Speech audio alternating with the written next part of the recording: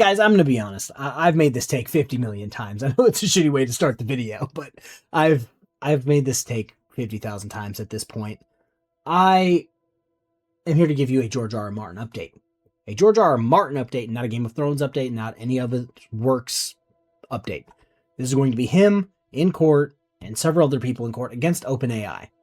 I'm going to give you the rundown of why this is happening, what the arguments are. But first, I'm going to tell you why I've been keeping track of this, because I believe that this is content creator related. This is one of my smaller channels. This is where I do things that I find fun. My main channel is about to hit 18,000 subscribers. So this is related. If you guys noticed, recently AI videos are kind of out of control. If you want to watch some shorts from AI people, go for it. I'm watching a series where a guy's making videos of alien soldiers invading Earth or invading America and then coming back and telling the stories of what they faced. And it was like the Marines are trying to skin us and wear us as boots. They're trying to do inappropriate things with my friend's dead bodies.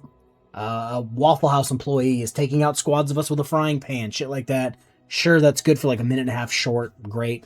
I think YouTube is honestly trying to take all of YouTube content, train its AI so that it can just make videos so that they can just pay themselves and not pay any of us. I gotta respect the grind, even though how shitty that is, but I think that's what Google's trying to do. But it seems like these authors are trying to say OpenAI is trying to actually not replace us, but make works similar to ours, to help themselves out, or to help people who pay for it, yada yada, because OpenAI made ChatGPT or created it. So we're going to just jump into this a little bit, and I'm going to talk for a few because, again, George R. R. Martin carving up OpenAI in court. From what I've read about this, it seems as if, yes, OpenAI is taking the L currently. It's George R. R. Martin and several other authors. In total, the plaintiffs are advancing 3 different arguments, and I'm going to talk about a few of these. The first is that they're training AI models on copyrighted books, and they think that constitutes infringement. And this is a common theory that they've been using since the beginning. For this, yes and no. It depends on how you look at it. It depends on how you use ChatGPT. It depends on how you use other AI platforms. Personally, with me, I have a bunch of books for the things that I cover. You read the books, you remember what things are from the books. You can Google what page is this, sentence on, in this book. And more than likely something on the internet will tell you. So that's normally what I do, is I just use the books that I have, or videos that I can find, clips of movies, from the TV show, or just HBO, because I have that on the TV over there. But it depends on how you use it. The way I use ChatGPT, Grok, I think those are really the only 2 I use. I use that to basically confirm and check on things that I've already checked, as hey, maybe I'm just looking at this honestly like a dumbass. Maybe I'm just looking at this completely backwards and I can't find it in any of these wikis. All the things that I cover have Wikipedias for themselves. I think Game of Thrones has 5 or 6. You got Wikipedia for Star Wars. You have a bunch of them for Warhammer 40k. If I find something where one of the wikis says something and 5 other ones say something else, and I can't really check, I'll run it through the AI things, take their thing, and if it matches up with what is on what I think is correct side, I'll go, okay, yeah, I'm probably not looking at it like an idiot. That's what I'll use. But I know other people don't use it like that. The way I use it, it's just basically it's basically like phoning a friend. I know other people don't use it like that, but next we are going to go to the other relates to a newer argument over the practice of pirating books from shadow libraries that weren't used from training. Okay, we'll go with that. I mean, at this point, these books and everything are everywhere. The last is that the answers generated by ChatGPT are substantially similar to the books that they're trained on.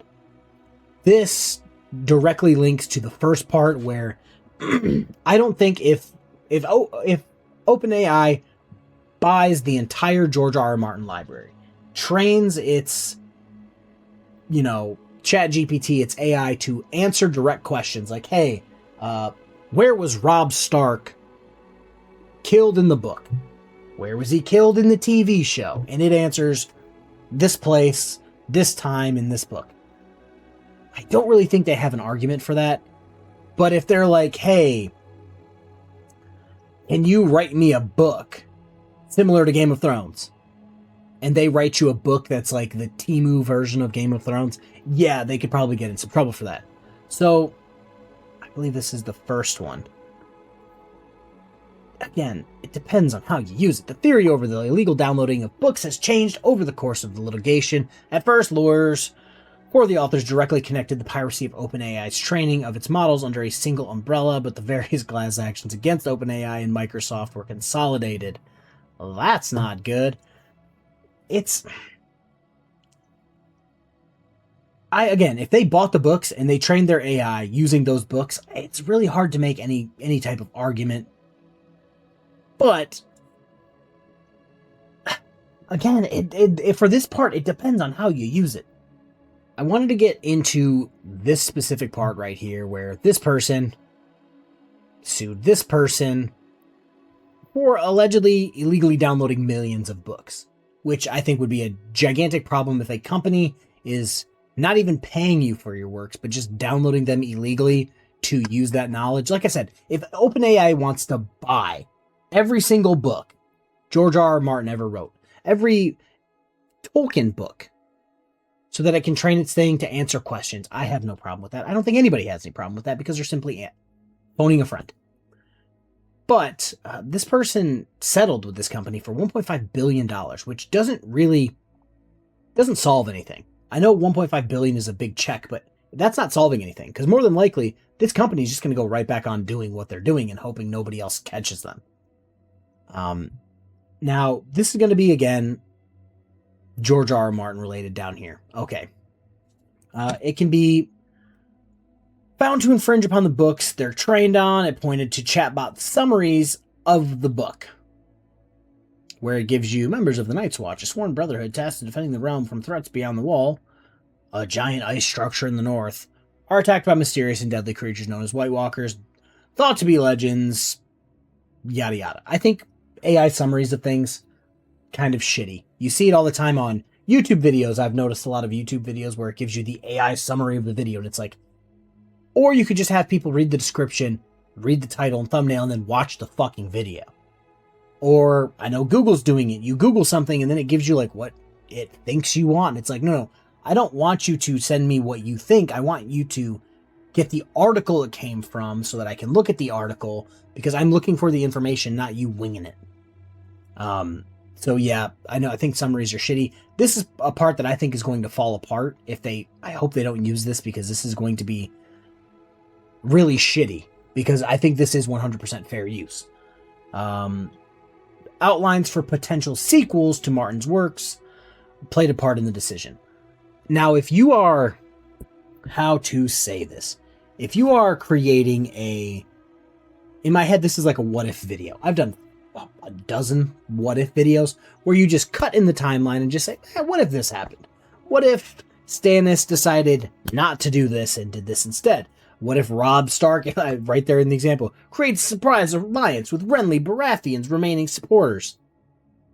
That's a what if video. That is an opinion that is fair use, as long as you're not writing this as a 500-page book, selling it to a publisher, and trying to pass it off as a George R.R. Martin book. It is 1000% fair use, in my opinion, because you're creating everything yourself. You're using existing characters, but you're not trying to put it out as a book. So I really hope they don't use that, because